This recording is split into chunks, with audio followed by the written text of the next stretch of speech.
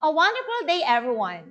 Welcome to another fun and learning episode of Valenzuela Live Mathematics 7. I am your teacher, Imari R. Sipe of Valenzuela National High School. Before we start our today's lesson, kindly prepare your self-learning modules, pen and paper, to write your answer as we go through our discussion. Please be reminded that you may comment or ask questions at the comment section below. Are you ready to join me for today's lesson? Let's start. For our topic today, we will discuss analyzing and interpreting statistical data. This is the last topic for the school year 2021 to 2022. For our lesson objective, we will use appropriate statistical measures in analyzing and interpreting statistical data. Before we process to our discussion, let's have first a short review. Identify if the given statement is true or false. Click thumbs up if the statement is true and haha reaction if the statement is false. You will be given 5 seconds to react. Are you ready? Let's start. Statistics is a branch of mathematics that concerns with the collection, organization, analysis, and interpretations of data. Is it thumbs up or haha? You have 5 seconds to react.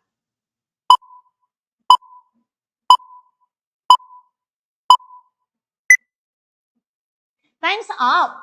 And the answer is thumbs up. Very good, grade 7.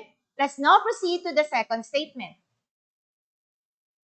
Mean is the average of the data set. Is it thumbs up or ha? Again, you have 5 seconds to key in your answer.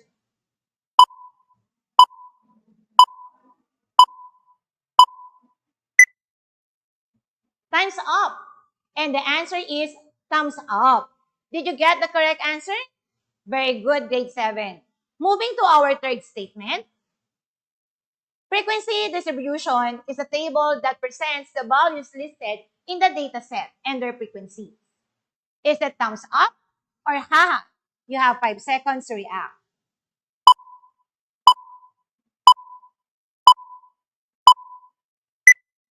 Time's up. And the answer is thumbs up. Good job, grade 7. Let's now proceed to the fourth statement. Measure of central tendency is the spread or scatter of individual values around the central point. Is it thumbs up or haha?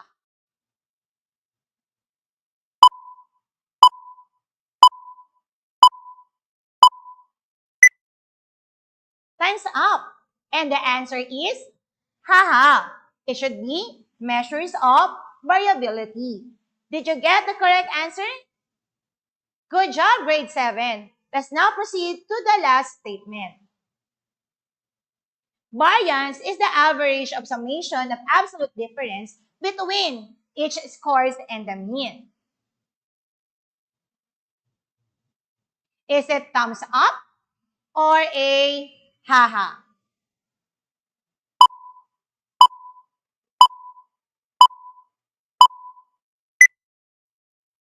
Time's up. And the answer is haha. It should be average deviation instead of variance. Did you get the correct answer? Excellent. Let me know your scores in the comment box. Good job for those who got higher than 3. Moving forward, we have learned that statistics is a branch of mathematics that concerns with the collection, organization, analysis, and interpretations of data. Since we are done discussing the collection of data, could you please type in our comment box the different methods in collecting data? We can collect data through observation, sampling, questionnaire, census, experimentation, and interviews. Wow, indeed. You learned a lot in our previous lesson. How about our topic in organizing data? Do you still remember on how to organize your data? We can organize it using frequency distribution table, graph, and charts. Can you still recall the graph and the charts that we use in organizing data? Brilliant! We have the pie graph, histogram, line graph, bar graph, and algebraic. We are also done with the various ways in analyzing data using measures of central tendency and variability. With this, we are now moving forward to our topic for today, which is the use of appropriate statistical measures in analyzing and interpreting statistical data. What do you mean about analyzing data? Data analysis is the practice of working with the data to glean or gather useful information which can be used to make informed decisions. Data analysis is a process of ordering, categorizing, manipulating, and summarizing data obtained answer to research questions. It is usually the first step taken towards data interpretation. What do you mean about interpretation of data? It is the process of using analytical methods to review data and arrive at relevant conclusions. Data interpretation is the process of reviewing data through some predefined process which will help assign some meaning to the data and arrive at relevant conclusion. It involves taking result of data analysis, making inferences on the relations studied, and using them to conclude. Let's now analyze and interpret quantitative data. Quantitative data is information that can be counted or measured, or in other words, quantified or given a numerical value. Quantitative data is used when a research needs to quantify a problem and answer questions like what, how many, how often. This type of data is frequently used in math calculation, algorithms, and statistical analysis. There are various methods in analyzing and interpreting quantitative data. And the first one is the use of frequency distribution table. A frequency distribution table is the organization of raw data in tabular form using classes and frequencies. This is the example of a frequency distribution table. When you use frequency distribution table in analyzing data, in any situation where you need to observe how often a certain things occur. For example, if we want to know the favorite Mobile Legend hero of the students, if we want to know the preferred fast food store in the Philippines. Let's have a sample problem where we can apply the frequency distribution table. From a recent survey, 50 respondents were asked about their prepared fast food stores. The data were as follows. Let's construct the frequency table of our data. What can you say about our data? Based on our table, we can say that Jollibee is the most preferred fast food store with 20 votes. Aside from frequency distribution table, we could also use measure of central tendency in analyzing our data. The measure of central tendency is a single value that attempts to describe a set of data by identifying the central position within the set of data. Central tendency refers to mean, median, and mode. From our previous discussion, what is mean? Mean is the average of the scores in the set of data, and it is the most reliable average when the data contain no extreme values. It is the most stable as it considers every item in a set of data, unlike the median and mode. When can we use mean in analyzing data? If the data distribution is continuous and symmetrical or normally distributed. Here are some problems where we can apply mean. Average weight of grade 7 students in a certain school, or if we want to know the average scores of grade 7 students in their last math test. How about median? What is a median? It is the middle value in a list order from the smallest to largest. It is also most reliable average when there are extremely large or extremely small values. When can we use median in analyzing data? if the data distribution has extremely high and low values. Here are some sample problems where we can apply Mission. If we want to know the mid-price of smartphones in the market, or if we want to know the middle age of COVID patients. And lastly, we have the mode. Mode is the most frequently occurring value on the list.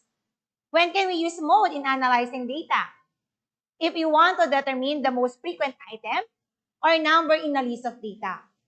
Here are some sample problems where we can apply mode.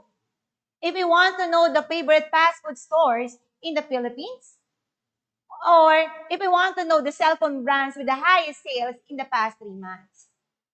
Now that we are familiar with the measure of central tendency, and when we can use it in analyzing our data, let's try to analyze this problem using the measure of central tendency. Two sales representatives of a car shops are competing for a position. According to the manager, the basis of promotion is the number of cars sold for 6 months. The data shown below. If you are the manager, who deserves to be promoted? Observe our given table. Do you think which are the appropriate statistical tools we can use to know who deserves to be promoted? Let's focus first on the sales of sales representative A. Do you think which statistical tools is appropriate to use? Is it the mean, median, or mode? Yes, we are going to use mean, since our data is normally distributed. To get our mean, we need to add all the sales of representative A for 6 months and divide by 6. Therefore, mean is equal to 14 plus 16 plus 18 plus 22 plus 18 plus 20 divided by 6. If we're going to add all the sales of representative A for 6 months, we're going to have 108. 108 divided by 6 give us 18. Therefore, the average sales of sales representative A is 18 cars per month. Now, let's analyze the sale of sales representative B. Do you think which statistical tools is appropriate to use? Is it the mean, the median, or mode? Yes, this time we're going to use the median. Why median?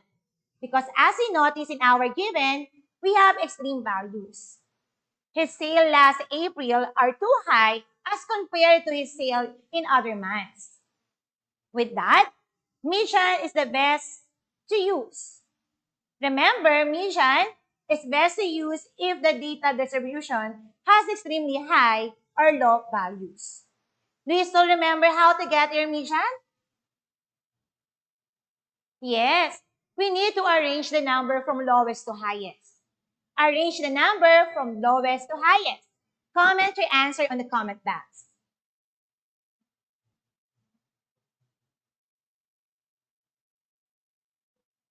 Very good. We have 10, 15, 15, 17, 21, and 50. Now, let's identify the mid-score. And our mid-scores are 15 and 17. Remember, if we have two mid-score, we need to get the average of it.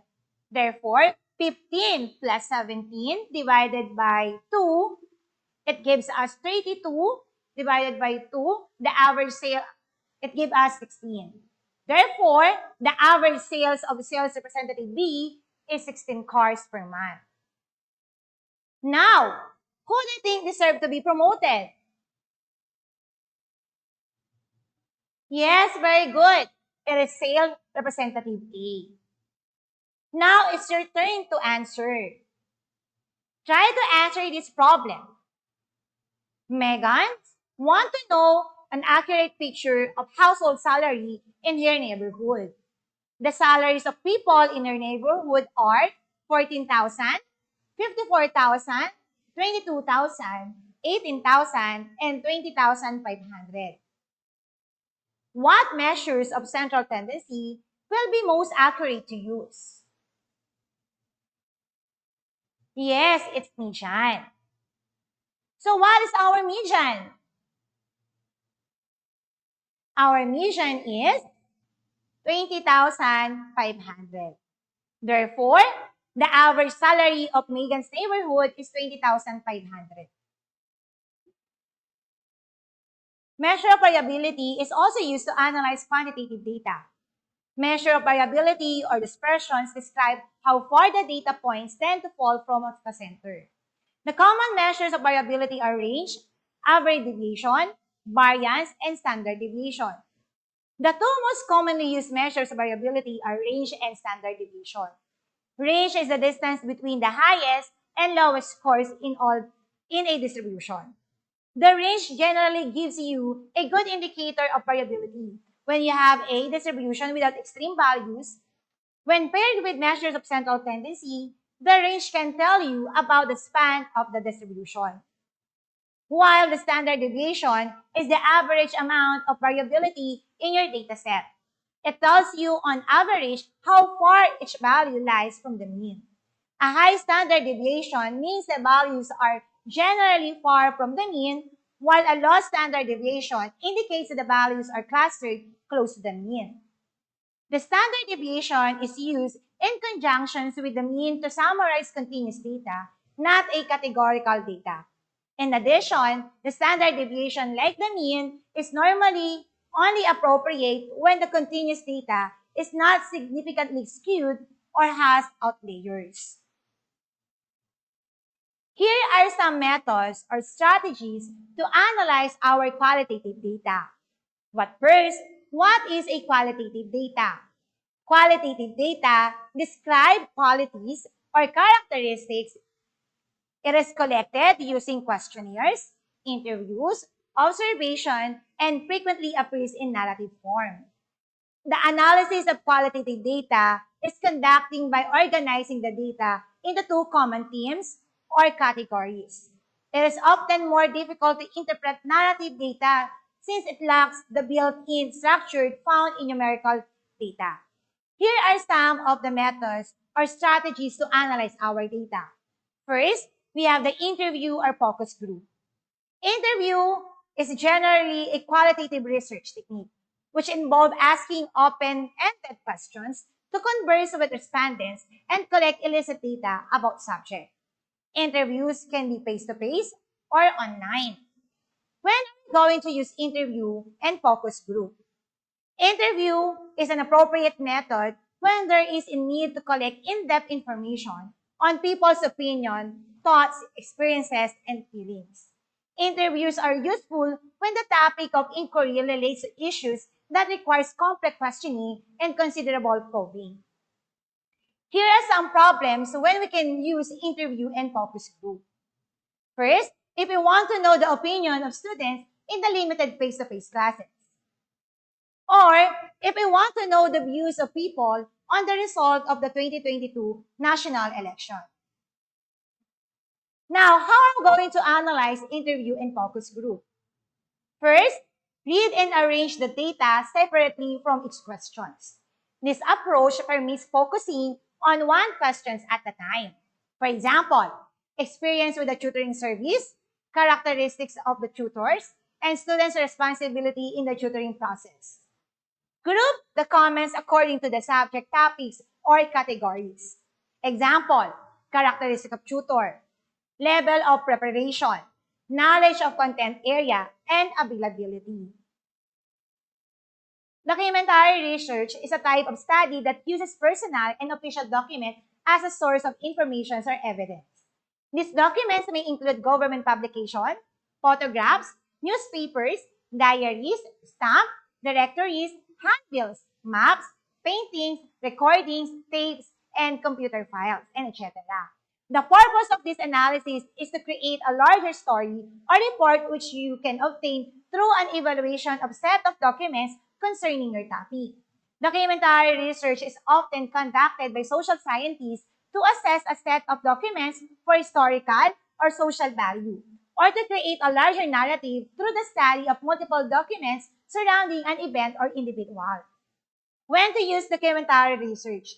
If the researchers wants to assess various documents in the interest of social or historical value. Here are some problems where we can apply documentary research. For example, if we want to know the number of population in the year of 2021, and if we want to know the fatality rate of COVID patients. How to analyze documentary research? Code content and functionality of documents into different categories. Example, training manuals, policy and procedures, communications and responsibilities. And lastly, we have observational research. Observational research is used when the other data collection procedures such as survey, questionnaires, and etc. are not effective or adequate. When the goal is the evaluation ongoing behavior process, event or situation, or when there are physical outcomes that can be readily seen. When to use observation research? When the topic is relatively unexplored and little is known to explain the behavior of people in particular settings. If the researchers want to study a phenomenon in its natural setting. An example problem of it, if the researchers want to know the behavior of the students. How to analyze observational research? Using code patterns from the focus of the observations.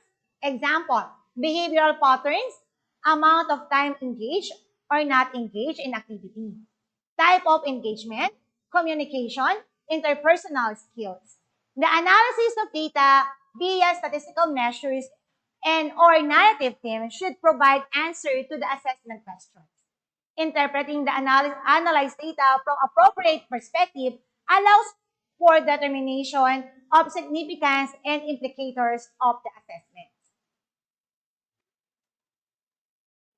Let's test your understanding of the lesson. What you must do is to determine the statistical tool that can be used to solve the given problem. Click the appropriate emoji that corresponds to your answer. You have 5 seconds to key in your answer. For number 1 question, Mrs. Rosa wants to know the average height of her grade 7 student. Is it mean, median, or mode? You have 5 seconds to answer.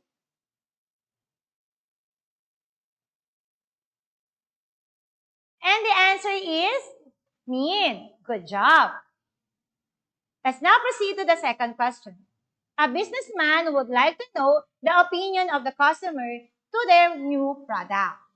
Is it interview, documentary research, or observation? You have 5 seconds to answer.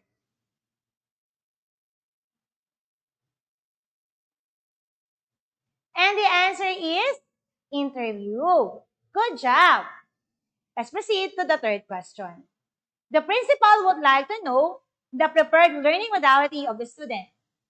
Are we going to use mean, median, or mode?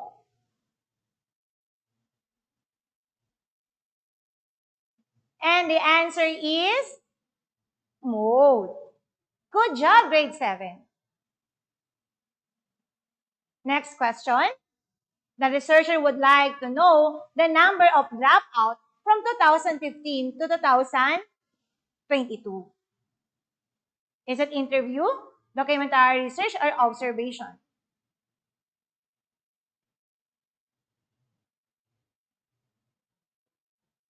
And the answer is documentary research. Good job, grade 7. And our last question is, Mr. Cruz would like to know the mid score of his students in the last math exam. Are we going to use mean, median, or mode?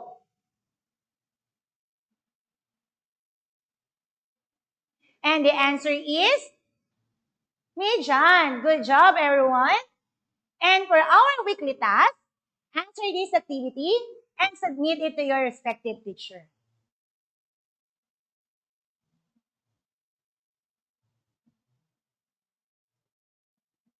Thank you and see you again.